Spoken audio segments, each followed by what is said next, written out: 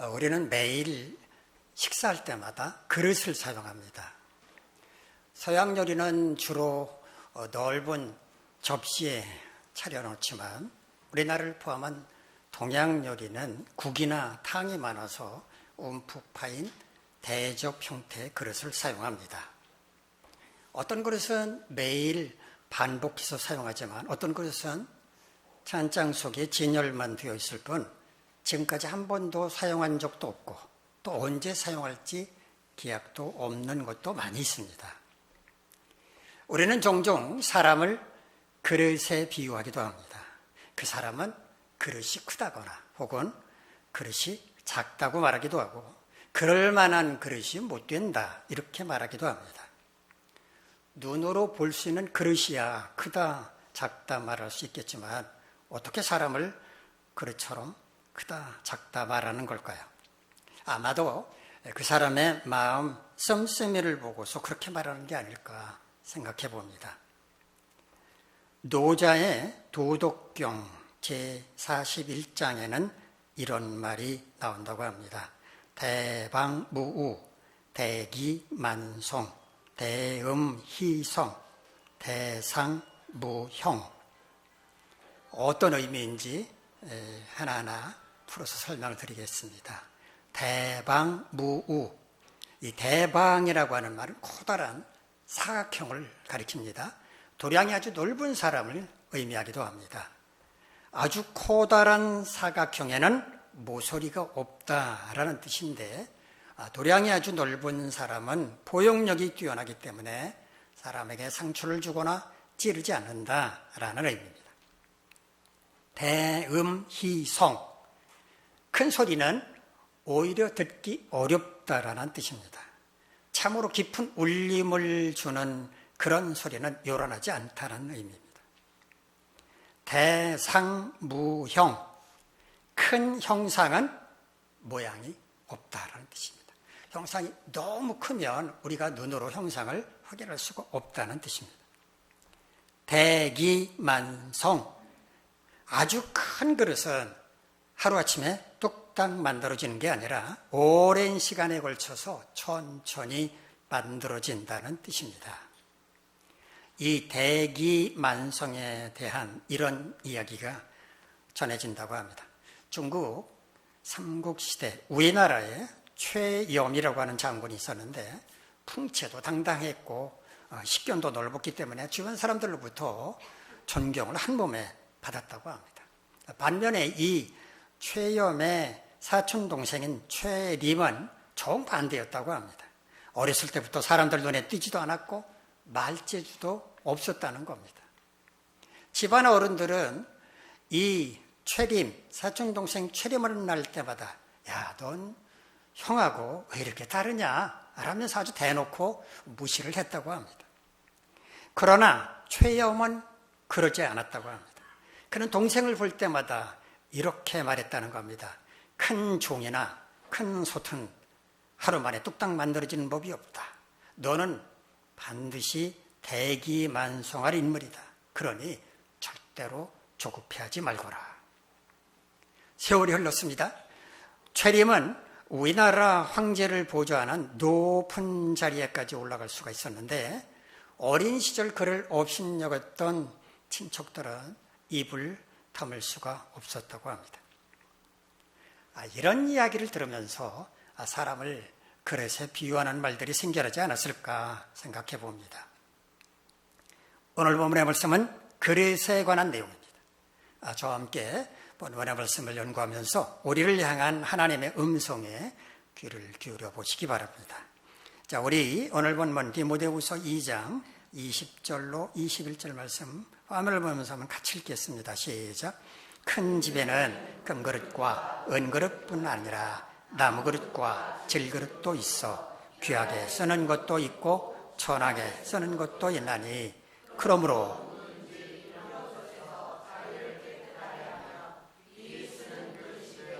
거룩하고 주인의 쓰심에 합당하며 모든 선한 일에 준비함이 되리라. 큰 집이라고 말하는데 얼마나 큰 집을 가리킬까요? 크다라고 하는 말은요, 헬라어 메가스를 번역을 한 건데요. 장엄하다, 위대하다, 고귀하다라는 뜻입니다. 뭐 경복궁이나 덕수궁과 같은 그런 고궁이라는 뭘까? 보통 우리가 살아가는 집에는 이런 수식어를 붙이지 않습니다.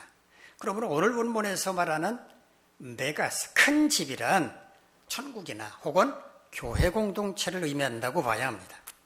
큰 집에는 금그릇, 은그릇, 나무그릇, 질그릇 등 여러 종류의 그릇들이 있다고 말합니다. 큰 집만 그런 게 아니죠. 작은 집에도 그릇의 종류는 다양합니다. 이렇게 그릇의 종류가 다양한 이유는 뭘까요? 그릇마다 쓰이는 용도가 다르기 때문입니다. 금이나 은그릇을 사용해야 할 때가 있고 나무로 된 그릇을 사용해야 할 때가 있고 질그릇을 사용해야 할 때가 있기 때문입니다. 제가 어릴 적, 그러니까 우리 집안이 예수를 믿기 전에는 해마다 여러 번의 제사를 드렸습니다. 제사상을 차릴 때마다 사용하는 그릇이 달랐습니다. 평소와는 다른 그릇을 사용했는데 주로 목기, 나무로 된 목기와 놋그릇을 사용했던 것으로 기억합니다. 과일이나 생선 같은 것은 목기 위에 전해 놓았고 밥이나 국 같은 것은 놋그릇에 담았습니다. 이처럼 그릇의 종류가 다양한 것은 쓰임새가 다르기 때문입니다. 그러므로 바울이 금이나 은그릇, 나무나 질그릇 등을 나열한 것은 그릇의 우열을 가리키는 게 아니라 예를 들면 금그릇은 소중하고 나무그릇은 하찮고 이게 아니라 그릇의 재질이 다르고 그릇에 따라 용도가 다르다는 것을 말하려고 한 겁니다. 이처럼 큰 집에는 다양한 그릇들이 있는데 이 그릇들 가운데는 귀하게 쓰이는 것도 있지만 천하게 쓰이는 것도 있다고 말합니다. 귀하게 쓰인다는 게 무슨 의미일까요? 헬라어 원어를 보면 티메라고 하는 말을 귀하다고 번역을 했는데 이 티메라는 말은요, 가치가 있다, 가치를 인정하다, 존중한다 이런 뜻입니다. 어떤 사람이 우리를 귀하게 여긴다라는 말은 우리의 가치를 인정하고 그 가치에 맞게 쓰임받는, 인정하는, 존중한다는 그런 의미가 아니겠습니까? 그러므로 큰 집에 있는 그릇들도 그릇이 가진 가치를 인정하고 그 가치에 맞게 쓰임을 받는 그릇이 있는가 하면 그 가치보다 못하게 쓰임받는 그릇도 있다는 말입니다. 왜 이런 차이가 나는 것일까? 그릇이 얼마나 쓰임받을 준비가 되어 있는지에 따라서 그 그릇의 가치를 인정받을 수도 있고 그렇지도 않을 수 있다라고 말합니다. 즉 주인이 언제라도 사용할 수 있도록 미리 깨끗하게 준비가 되어 있는 그릇이라면 그 가치를 인정받을 수 있다는 의미입니다. 그런 그릇은 언제라도 주인이 사용할 수 있기 때문입니다. 또 모든 선한 일에 준비함이 될 것이다 라고도 말하는데요. 주인에 의해서 쓰임을 받는 것이 그릇의 사명이므로 깨끗하게 준비된 그릇이 될 때 주인이 하고자 하는 선한 일을 이루는 도구가 될 수 있다는 겁니다. 주인이 그 그릇을 통해서 어떤 선한 일을 하고자 할 때 주인에 의해서 귀하게 쓰임받는 그릇이 된다면 그 그릇은 선한 일의 도구가 되는 것이기 때문입니다. 자, 그렇다면 깨끗한 그릇이 된다는 것은 뭐로 의미할까요? 깨끗하다라고 우리말로 번역한 헬라어를 보면은요, 에카다이로라고 하는 말인데요. 이 말은 완전하게 치운다, 제거한다, 아주 깨끗하다라는 뜻입니다. 더러운 것이 있을 때 아주 완벽하게 제거함으로써 깨끗하게 한다는 뜻입니다. 지금 그릇 이야기를 하고 있기 때문에 한 번 사용한 그릇이라면 주방용 세제를 통해서 뽀드득 뽀드득 소리가 나도록 아주 깨끗하게 닦아서 건조한 상태를 가리키는 겁니다. 사도 바울이 오늘 본문에서 큰 집에는 금그릇도 있고 은그릇도 있고 나무그릇도 있고 질그릇도 있다라고 말하는 것은 비유입니다. 큰 집이란 천국 혹은 주님의 몸인 교회 공동체를 상징을 하고 그릇이란 천국 백성이며 주님의 몸인 교회 공동체의 한 지체가 되는 우리 그리스도인들을 가리키는 말입니다. 금이나 은이나 나무나 도자기로 된 그릇을 소개한 것은 그리스도인은 하나님으로부터 받은 은사가 다르다는 의미입니다. 귀하게 쓰임받는 그릇도 있지만 천하게 쓰임받는 그릇도 있다는 말은 누구나 다 주님의 일에 쓰임받는 게 아니라 어떤 사람은 자신의 은사를 적극 활용해서 주님을 섬기거나 교회를 섬기려고 애쓰지만, 즉 귀하게 쓰임받는 그릇이 되려고 힘쓰지만, 또 어떤 사람은 그저 세속적인 일에만 몰두하는, 즉 천하게 사용하는 그릇으로 살아간다는 의미입니다. 하나님께서 오늘 본문의 말씀을 통해 우리에게 주고자 하는 메시지는 뭘까요? 주님에 의해서 귀하게 쓰임받는 그릇이 되라는 겁니다. 이 땅에 태어난 우리는 하나님이 허락하신 그 기간만큼 살다가 천국에 가서 영생을 누리며 살게 될 것인데, 이 땅에 있는 동안에 주님에 의해서 귀하게 쓰임받는 그릇으로 살아가야 한다는 말입니다. 자, 그렇다면 우리가 귀하게 쓰임받는 그릇이 되려면 어떻게 해야 할 것인지 생각해 보도록 하겠습니다. 첫 번째는 깨끗한 그릇이 되어야 합니다. 깨끗한 그릇이 되어야 한다는 말이 무슨 의미겠습니까? 우리의 삶이 정결해야 한다는 말입니다. 이것은 육체적으로나 영적으로 모두 해당되는 말입니다. 그리스도인은 육체적으로나 도덕적으로 흠이 없어야 하지만 더 나아가서는 영적으로 또 종교적으로도 부끄럽지 않아야 한다는 말입니다. 예를 들어보겠습니다. 사람들은 여러모로 자기와 다른 사람이라고 하더라도 그를 배척하지 말고 포용하는 게 아름답다라고 생각을 합니다. 그와 같은 포용이 세상을 아름답게 만든다면서 누구라도 그래야 하는 것처럼 압박하기도 합니다. 자신의 배움 수준이 상대방과 달라서 대화가 통하지 않는다거나 삶의 형편도 다르고 세계관도 다르기 때문에 서로 교제하기가 어렵지만, 그래도 서로 간의 간격을 허물고 눈높이를 낮추고 그 사람을 수용하려고 노력하는 것, 그거는 참 아름다운 일입니다. 그러나 언제나 그렇게 해야 하는 건 아닙니다. 때로는 자기의 주장을 굽혀서는 안 될 때도 있는 겁니다. 아무리 포용이 아름답다고 하더라도 그리스도인은 우리가 진리를 포기하면 되겠습니까? 불교 신자와도 아무 허물 없이 어울리면 되겠습니까? 그럴 수는 없습니다. 출애굽한 이스라엘 민족이 요단강 동편에 있는 십딤이라고 하는 지역에 머물면서 요단강을 건널 채비를 하고 있을 때 모압 여인들이 은밀하게 접근을 해서 이스라엘 남자들을 유혹합니다. 이 여인들은 바알에게 제사를 드리는 곳으로 이스라엘 남성들을 초대해서 음행을 벌이도록 만들었습니다. 하나님은 이스라엘 백성들의 타락한 행실에 진노하셨고 유혹에 넘어간 자들을 모두 죽이라고 모세에게 명령을 하셨습니다. 동시에 정결의식이 희박해진 이스라엘 공동체를 전염병으로 쳐서 많은 백성이 죽어가도록 만드셨습니다. 그런데 이와 같은 초상집 분위기에도 아랑곳하지 않은 채 한 남자가 미디안 여인을 팔짱을 낀 채 이스라엘 장막으로 들어왔습니다. 분위기 파악도 제대로 하지 못했을 뿐만 아니라 철딱서니도 없었던 이 남자, 누구였는가? 시몬 지파의 지도자 가운데 한 사람이었던 히므리였습니다. 그리고 그와 함께 팔짱을 낀 채 들어온 여인은 미디안 족속의 지도자 딸이었던 고수비라는 여인이었습니다. 이 광경을 목격한 제사장 엘라살의 아들 비나스, 제사장의 아들도 제사장이죠. 비나스 제사장은 분연히 일어나서 두 사람을 창으로 찔러 죽이고 말았는데, 그때 비로소 전염병의 확산이 멈췄다고 성경은 말합니다. 이때 전염병으로 죽은 사람들이 무려 2만 4천 명이나 되었습니다. 이스라엘 남성들이 모압 여인의 유혹에 넘어간 것은 육체적으로 타락한 행위였을 뿐만 아니라 영적으로도 타락한 짓이었습니다. 하나님을 등진 채 바알에게 간 것이기 때문입니다. 그래서 하나님은 2만 4천 명을 죽게 하시면서까지 그들을 향하여 진노를 바라셨던 것입니다. 깨끗한 그릇이 되려면 육체적으로만 정결하면 되는 게 아닙니다.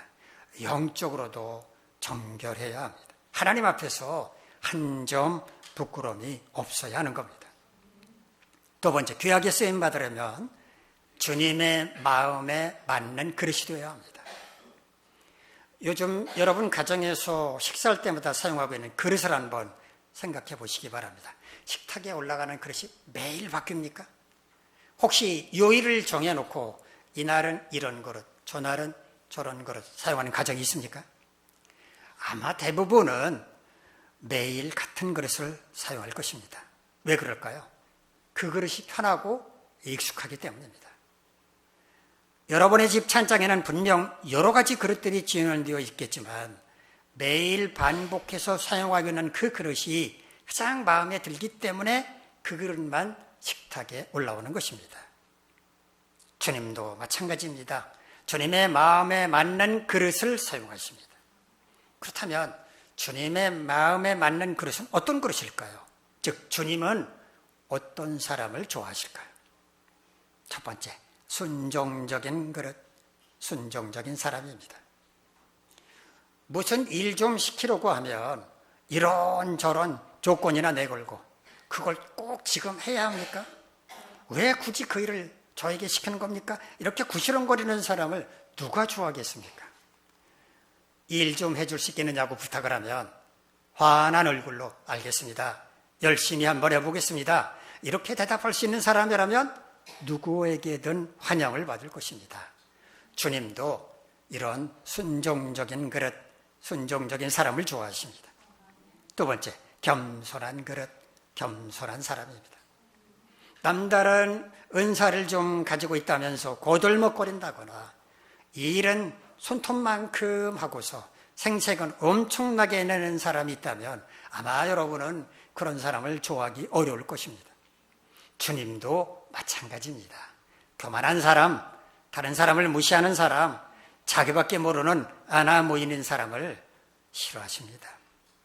그런 사람에게 이 일을 맡겨봤다.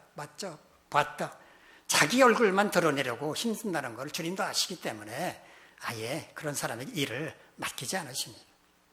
주님은 겸손한 그릇, 겸손한 사람을 좋아하십니다. 세 번째, 충성하는 그릇, 충성하는 사람입니다.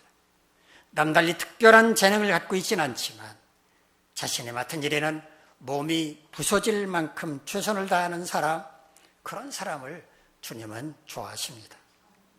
주인이 보는 앞에서는 누구보다도 열심히 일하는 척하다가도 주인이 자리를 뜨면 탱자 하면서 농땡이 부리는 사람, 이런 사람을 누가 좋아한단 말입니까? 주님도 이런 사람을 싫어하십니다. 주님은 충성하는 것, 충성된 사람을 좋아하십니다. 네 번째, 주님을 사랑하는 그릇, 주님을 사랑하는 사람입니다. 좀 순종적이지 않다고 해도, 조금은 교만하다고 하더라도, 좀 충성도가 떨어진다고 해도 주님을 사랑하는 만큼은, 사랑하는 그 마음만큼 누구에도 뒤지지 않는 그런 사람입니다. 주님은 모든 분야의 성적을 두루 살펴보시겠지만 그 가운데서도 가장 중점적으로 보시는 것은 얼마나 주님을 사랑하는지일 것이라고 생각합니다. 주님을 사랑하는 마음이 크다면 다른 게 좀 부족해도 크게 문제가 되지 않기 때문입니다. 주님을 사랑하는 그릇, 주님을 사랑하는 사람을 주님은 좋아하십니다. 귀하게 쓰임 받으려면 그릇을 비워 놓아야 합니다. 아무리 깨끗하고 주님 마음에 맞는 그릇이라 할지라도 비어있지 않고 거기에 뭔가가 채워져 있다면 그 그릇은 사용할 수 없는 그릇입니다. 쓰임받는 그릇이 되려면 그릇을 비워놓아야 합니다. 그렇다면 그릇을 비워놓는다는 게 무슨 의미일까요? 마음을 비우는 것, 자아를 내려놓는 것입니다. 자기 속에 가득 차 있는 욕심, 의지를 버리는 것입니다. 우리는 주님의 뜻을 따라 살겠다고 다짐하면서도 주님의 뜻과는 무관하기에 자기 의지대로 어떤 계획을 세웁니다.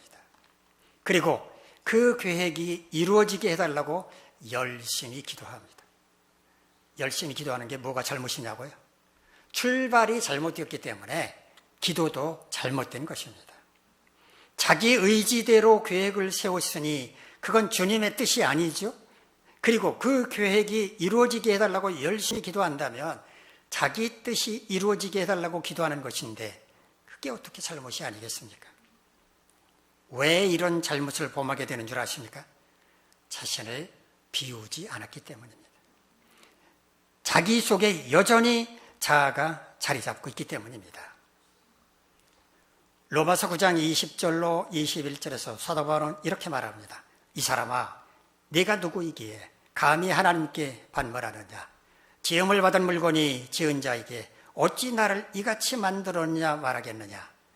토기장이가 진흙 한 덩이로 하나는 귀에 쓸 그릇을, 하나는 천이 쓸 그릇을 만들 권한이 없느냐? 하나님은 토기장이시고 우리는 하나님 손에 들려진 진흙과 같은 존재인데, 진흙인 우리가 하나님을 향해서 왜 우리를 이런 그릇으로 만드신 것입니까? 라고 항의할 수 있겠느냐는 겁니다. 토기장이는 진흙으로 무엇이든 자유롭게 만들 권한이 있는데, 진흙 주제에 어떻게 토기장이를 향하여 왜 이런 것입니까? 라고 말할 수 있겠느냐는 것입니다. 어느 날 주님께서 주님의 일을 하시기 위해서 여러분을 부르셨다고 가정해 보겠습니다. 주님의 부름을 받은 우리가 주님을 향하여 왜 하필 이때, 그리고 왜 하필 저를 부르셨습니까? 저는 싫습니다. 이렇게 말한다면 어떨까요? 주님은 우리를 보고 뭐라고 말씀을 하실까요? 네가 싫다고 말하면 난들 어떻게 하겠니? 싫으면 그만두거라. 내가 다른 사람을 알아보마. 이렇게 말씀하실까요? 아닙니다. 이렇게 말씀하실 겁니다. 너를 이 땅에 보낸 것도 나였고 내 인생길을 오늘까지 인도하는 것도 나인데 내가 너를 사용할 권한이 없다는 말이냐? 라고 말씀하실 겁니다. 우리는 빈 그릇이 되어야 합니다. 아무리 깨끗하고 아무리 주님의 마음에 맞는 그릇이라고 할지라도 그 속이 자아로 가득 차 있다면 그 그릇은 주님께 쓰임받을 수가 없습니다. 저는 주님 손에 들려있는 진흙과 같습니다. 토기장이신 주님께서 원하시는 형태로 마음에 맞는 그릇을 빚어 마음껏 사용하심으로 주님의 뜻을 이루어 주십시오. 이렇게 고백할 수 있어야 합니다. 그럴 때 우리는 귀하게 쌤많은 그릇이 되어 하나님께 영광을 올려드릴 수 있게 될 것입니다. 하나님의 은혜로 구원받아 천국 시민이 된 우리에게는 하나님 나라의 신실한 일꾼이 되어 주님을 섬길 뿐만 아니라 주님의 몸인 교회를 섬겨야 할 사명이 주어졌습니다. 사도 바울은 이런 우리를 가리켜 그릇이라고 표현했는데, 그릇이 매일 우리의 식탁에서 사용되는 것처럼 우리도 그렇게 쓰임을 받아야 한다는 의미입니다. 우리는 주님에 의해 쓰임을 받는 그릇입니다. 그런데 그릇도 그릇 나름입니다. 귀하게 쓰임을 받는 그릇도 있지만 하찮게 사용되는 그릇도 분명히 있습니다. 귀한 손님을 대접할 때 사용하는 그릇이라면 그 그릇은 귀하게 쓰임받는 그릇이 분명합니다. 그러나 강아지나 고양이의 밥그릇으로 사용되는 그릇이라면 그 그릇은 하찮게 사용되는 것입니다. 우리는 이왕이면 하찮게 쓰임받는 그릇이 아니라 귀하게 쓰임받는 그릇이 되어야 하지 않겠습니까? 하나님께서 죄 가운데 있던 우리를 구원하신 목적도 바로 거기에 있기 때문입니다. 귀하게 쓰임받는 그릇이 되어 교회 공동체를 평안하고 든든하게 세워갈 뿐만 아니라 이 땅에 하나님의 나라가 확장되어 가는데 꼭 필요한 도구로 사용되기를 바라는 마음으로 우리를 구원해 주셨기 때문입니다. 그렇다면 우리는 어떻게 귀하게 쓰임받는 그릇이 될 수 있습니까? 첫째, 깨끗한 그릇이 되어야 합니다. 거룩하신 주님께 쓰임을 받으려면 우리 또한 거룩해야 합니다. 육체적으로나 영적으로 정결한 삶을 살아서 믿지 않는 세상 사람들 앞에서는 물론이고 하나님 앞에서도 한 점 부끄러움이 없어야 합니다. 두 번째, 주님의 마음에 맞는 그릇이 되어야 합니다. 만일 우리가 순종적인 그릇, 겸손한 그릇, 충성하는 그릇, 주님을 사랑하는 마음이 무엇보다 큰 그릇이 된다면 주님은 우리를 기뻐하시고 마음에 들어하실 것입니다. 세 번째, 그릇을 비워 놓아야 합니다. 즉, 빈 그릇이 되어야 합니다. 자기 것은 눈꼽만큼도 손해보지 않으려는 욕심으로 가득하고 무슨 일이든 자기 낯을 드러내야만 하는 교만함, 하나님의 말씀조차 받아들이려고 하지 않는 완고함, 즉 자아로 똘똘 뭉쳐있는 사람은 쓰임받지 못할 그릇입니다. 자아를 온전히 내려놓을 때, 즉 빈 그릇이 될 때 비로소 주님께 쓰임받을 수 있습니다. 오늘 이 예배 자리에 참석하고 계신 여러분과 영상을 통해서 말씀을 경청하고 계시는 여러분 모두 귀하게 쓰임받는 그릇이 되셔서 주님을 섬기시고 주님의 몸인 교회 공동체를 잘 섬기심으로써 하나님께 칭찬받는 성도다운 성도가 되시고 여러분의 신앙도 더 견고해질 수 있기를 간절히 바랍니다. 기도하겠습니다. 자비로우신 하나님, 우리 모두 주님께서 빚으신 그릇입니다. 어떤 그릇은 귀하게 사용되기도 하고 어떤 그릇은 천하게 사용되기도 합니다. 우리 모두 귀하게 쓰임받는 그릇이 될 수 있게 하옵소서. 그렇게 준비할 수 있게 하옵소서. 예수님의 이름으로 기도하옵나이다. 아멘. 자리에서 일어나서